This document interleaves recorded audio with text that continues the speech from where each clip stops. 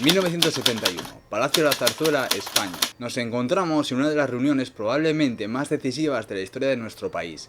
A un lado vemos a Vernon Walters, director adjunto de la CIA, y al otro al generalísimo Francisco Franco, con su retaguardia cubierta por el ministro López Bravo. Para Walters no era la primera visita a España, ni la primera entrevista con Franco. En 1970, durante el mandato de Eisenhower, ya había tenido que lidiar como intérprete entre los mandatarios de los dos países, aunque en este caso la situación sería distinta. Bajo las órdenes de Nixon y viendo los posibles problemas relativos a la geopolítica que podría llevar la muerte de Franco para el bloque capitalista, se le instó a llevar a cabo una negociación, una declaración de intenciones por parte del gobierno norteamericano. En esta reunión, y como el mismo Walters describe en una entrevista para ABC del 15 de agosto del 2000, Franco sabía del interés de Estados Unidos por el futuro de España, y este le contestó directamente que España tendría rey, y que el país llegaría lejos en los propósitos que tenía: democracia, pornografía, droga y demás. A lo que Walters le preguntó que cómo estaba tan seguro, y este le dijo que porque en España había algo con lo que no se había encontrado al llegar al poder: la clase media. En palabras del propio Franco, diga a su presidente que confíe en el buen sentido del pueblo español, no habrá otra guerra civil.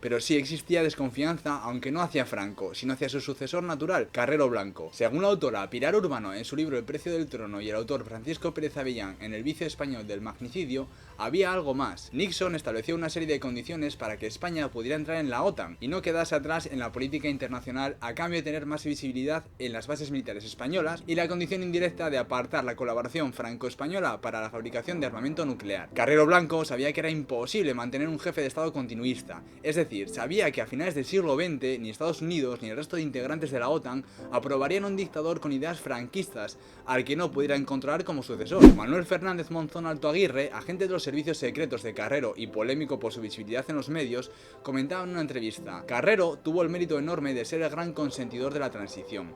De muy mala uva, porque no le gustaba, pero comprendió que había que hacerla, y que el rey no podía ser el jefe de un estado continuista. En una ocasión, el capitán de artillería Leandro Peña Varela tuvo los redaños de decirle: desengáñese, almirante, que no hay más democracia conocida que la liberal, y eso de la democracia orgánica del régimen de Franco no tiene venta. Cogió el libro de las leyes fundamentales y gritando: eso no lo pone aquí, nos lo tiró a la cabeza.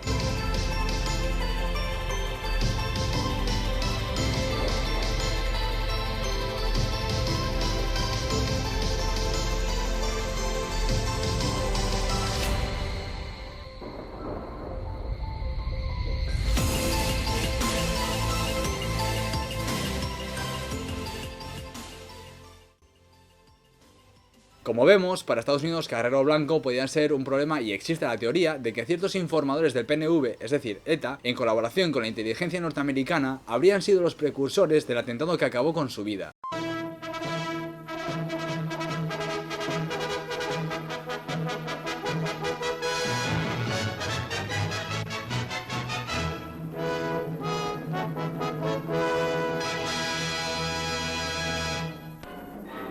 Este atentado, como muchos sabréis, se llevó a cabo el 20 de diciembre de 1973 al producirse una explosión bajo el asfalto en el momento exacto en el que Carrero pasaba con su coche, haciendo que este saliera despedido por los aires, matando al entonces presidente del gobierno. Un cráter en la calzada de unos 8 metros de diámetro por 4 de fondo y graves daños en los edificios colindantes provocó el potente explosivo colocado por los terroristas que dieron muerte en Madrid al presidente del gobierno, almirante don Luis Carrero Blanco. Realmente existen unos hechos que nos pueden llevar a pensar en la conspiración. Por un lado, los explosivos C4 que se asocian al ejército estadounidense, las coincidencias que se dieron para que un grupo de etarras pudieran alquilar un sótano abandonado en el lugar perfecto por mediación de una llamada anónima, o que le arrebataran el sumario al juez Luis de la Torre Arredondo para pasárselo a la jurisdicción militar. El mismo juez comprobó con los expertos que la explosión no pudo ser provocada con la dinamita que ETA dijo que había utilizado. En una entrevista para Interview en 1984, el magistrado llegó a decir que iba teniendo la convicción cada vez más sólida de que la CIA supo que iban a matar a Carrero, que la CIA estaba detrás.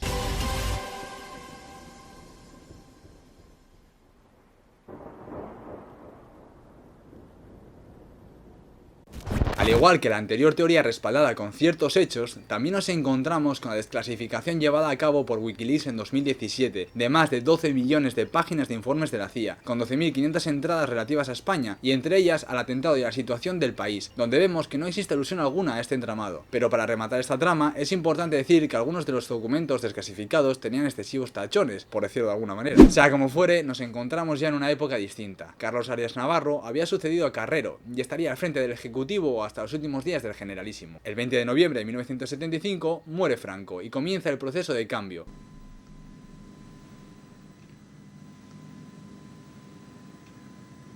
Españoles, Franco ha muerto. Aunque Arias Navarro y don Juan Carlos de Borbón no coincidían en muchos de los pasos con los que se debía proseguir, el presidente presentó su dimisión, pero continuó por mandato del rey, al considerar estar en una situación demasiado convulsa como para destituir al último presidente impuesto por Franco. Es en este momento en el que se tiene que decidir el rumbo de la nación y sobre todo evitar una segunda guerra civil. Por lo tanto, cambiamos de dirigente. El rey asume los poderes del dictador y tiene la necesidad de introducir personas de su confianza en el gobierno.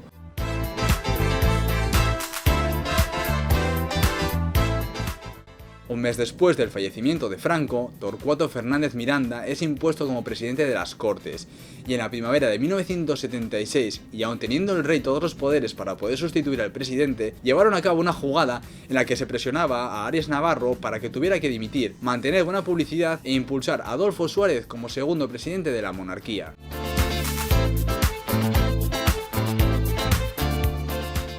Recordemos que todo esto se hizo sin abrir un periodo de libertad constituyente e imponiendo a dedo como haría cualquier dictador. Como dice Álvaro Soto Carmona, era muy necesario que el rey no demostrara el poder absoluto que tenía para mantener a la población de su parte, por el temor a las revueltas en las que éstas pudieran desembocar. De esta forma, si conseguían sortear al movimiento nacional e introducir la ley de partidos, estos caerían mejor en la sociedad moderna, dándole a la población una variedad de ideologías en las que votar. Con esto conseguirían mantenerse en el poder y seguir llevando las riendas de un país al que comenzaba a llegar la información y estímulos de todo tipo.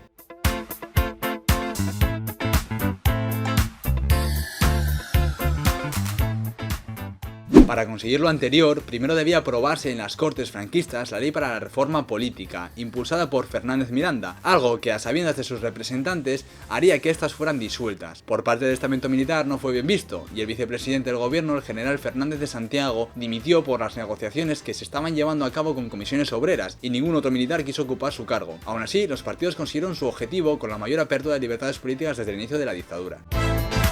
Bien, hagamos un paréntesis. Una vez llegado a este punto de la historia, debemos preguntarnos si existían más propuestas de forma de gobierno, y evidentemente así era. En 1974, algunos de los protagonistas de la transición, viendo el estado de salud de Franco, se unieron en torno a la Junta Democrática de España, y esta fue impulsada por el jurista Antonio García Trevijano, que gracias a sus contactos unió al Partido Comunista de España, con Carrillo a la cabeza y a personalidades simpatizantes a don Juan de Borbón. Desde su punto de vista, la oligarquía de partidos, como él la llamaba, no establecía una división real de poderes, sino que perpetuaba en el poder a dichos partidos, fomentando la corrupción y el ansia de poder natural del ser humano. Hasta el último momento defendía que estos partidos actuaban con la intención de mantener el sistema establecido y beneficiarse de la situación que este estado propicia. Aún así, siguió intentando su objetivo y llegando a formar la Platjunta en unión con la Plataforma de Convergencia Democrática, lo que era el PSOE. Y esta es una parte muy importante de la historia. Probablemente yo no sea el que mejor os pueda explicar las conversaciones que tuvo Trevijano con Juan de Borbón o con el resto de dirigentes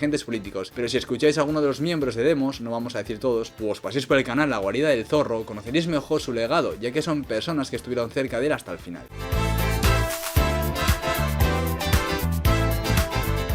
De esta manera nos situamos en el referéndum del 15 de diciembre de 1976, donde se preguntaba a los españoles si aprobaban el proyecto de ley para la reforma política. Con una participación de 77,8%, el conjunto de la población dio el visto bueno para llevar a cabo dicha reforma. Hubo diferentes detractores como la rama continuista del régimen, y otros como el anterior citado Antonio García Trevijano, que apuntaba a otro modelo de democracia, pero que se le excluyó por no querer formar parte del régimen de partidos. El sistema en ese momento estaba bien atado. Adolfo Suárez había sido director director general de Radiotelevisión Española desde 1969 hasta 1973, adquiriendo los conocimientos publicitarios y entendiendo el poder que los medios podían ejercer en la población. Algunos de los lemas más utilizados en esta campaña fueron: si votas hoy sí, podrás decidir mañana; si quieres la democracia, vota; o tu voz es tu voto. Y a la población española esto realmente les alivió, porque era la primera vez que la publicidad y el referéndum no estaban ligados a la coacción. El recuerdo del anterior referéndum de 1966, cuya campaña publicitaria fue respaldada por el ministro de Información y Turismo, Manuel Fraga, estaba llena de desigualdades. No coincidían los colores de fondo ni los eslóganes, haciendo que parecieran de distintas campañas, aunque poco importaba cuando podían conseguir la participación del 120% de la población local sin que tuvieran claro lo que votaban. Los periodistas recogen las primeras informaciones de la gran victoria que se ha dado a sí mismo el pueblo de España. En el gran tablero se acusan los primeros datos que serían de más del 95% en sentido afirmativo. Los ministros y autoridades presencian las operaciones parciales del escrutinio en esta gran jornada de afirmación nacional en torno a Franco.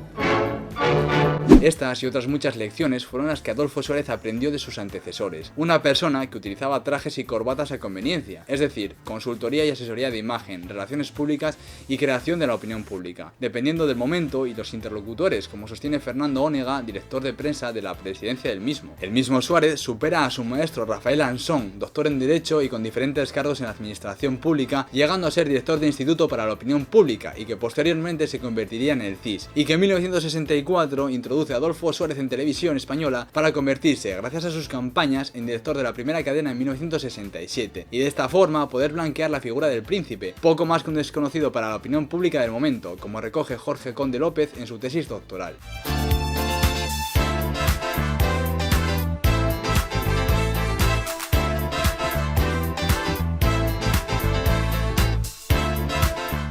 Con este batiburrillo nos encontramos en 1977, concretamente en enero, donde se sucede la denominada Semana Negra. En ella mueren civiles, guardias civiles y sindicalistas. Todo esto no era nuevo, en 1976 habían muerto 21 personas por terrorismo. Procedan a desalojar la iglesia, a cambio. De acuerdo, si lo desalojan por la pena, si no, a palo limpio, cambio. Represa de tíos. Entonces, por las afueras tenemos rodeados de personal. Ahora hay que emplear las armas. Sacarlos como sea, cambio. En esos días fallecen 2 de los heridos el 3 de marzo. Y el sábado 6, en la localidad vizcaína de Basauri, un joven muere de un balazo en la cabeza durante los enfrentamientos entre manifestantes y policía, que vuelve a utilizar fuego real para disolver la manifestación. Otra circunstancia conflictiva para el ejecutivo de la época era la legalización del PCE, que tras varios repasos en sus documentos consiguieron la aprobación. Esto no fue bien visto por los sectores más conservadores como el militar, por lo que Carrillo tuvo que vender algunos de los principios más importantes de su partido para lograr estar dentro del sistema. Aceptó públicamente la unidad de la patria y de la monarquía, al igual que hizo suya la bandera roja-igualda, y parece que la historia se repitió años más tarde.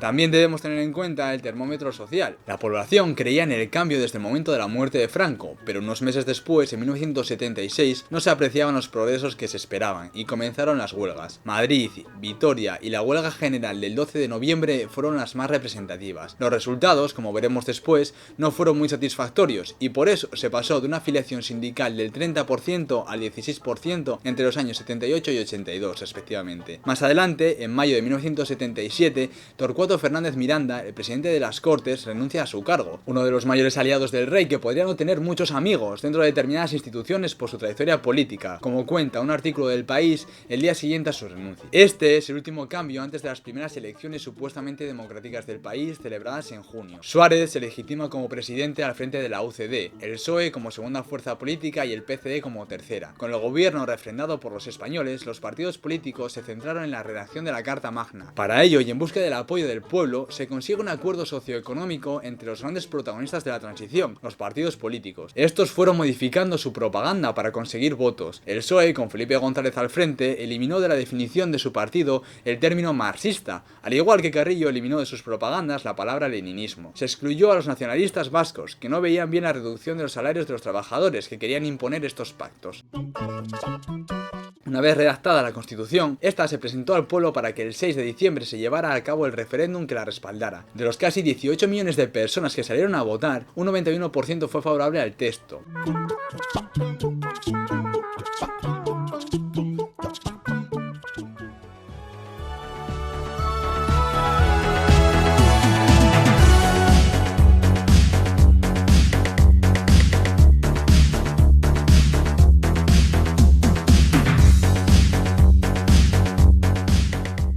Llegamos a 1981, es el momento de la dimisión de Suárez y su sustitución por Calvo Sotelo. No había hecho muchos amigos, los militares no perdonaban que hubiera legalizado el PCE, el PSOE ejercía una oposición sangrante y dentro de su partido estaban divididos entre el propio Felipe González y Fraga. Las diferentes protestas de las comunidades autónomas que se estaban creando por su división y estatutos, más el intento de golpe de estado del 23F, provocaron un punto de inflexión. Este hecho tiene también muchos puntos de vista que probablemente los medios de comunicación no trataron, pero es en este momento cuando podemos dar por finalizada la transición española. Una época que hoy en día debemos imaginar. Tenemos que entender que no existían múltiples canales de televisión, que casi todo lo que salía en los periódicos estaba bien filtrado y que las personas que pasaron esta época conscientemente aceptarían cualquier tipo de gobierno, monarquía o república, ya que después de una época de represión y privación de derechos, las mentes de la masa no entendían que ellos mismos pudieran tomar decisiones políticas o no se consideraban con unos conocimientos suficientes como para dar lecciones a ningún político. Recordemos que Franco impuso un rey en 1969, que cuando obtuvo plenos poderes entendió que la sociedad del momento no lo comprendería e incluso a él no le beneficiaría. Buscó, junto con sus amigos o allegados, la forma para no perder el poder ni él ni los partidos políticos, dejando a un país en el que no existe una democracia real, a no existir una separación de poderes, como podemos comprobar por todos los cargos políticos impuestos a dedo en el Tribunal Constitucional o en los órganos jurisdiccionales, y a no residir la soberanía en el pueblo al que solo le queda refrendar la lista cerrada de los partidos validados por el propio gobierno. Pedro, tú cuando me haces así, sí, es que yo...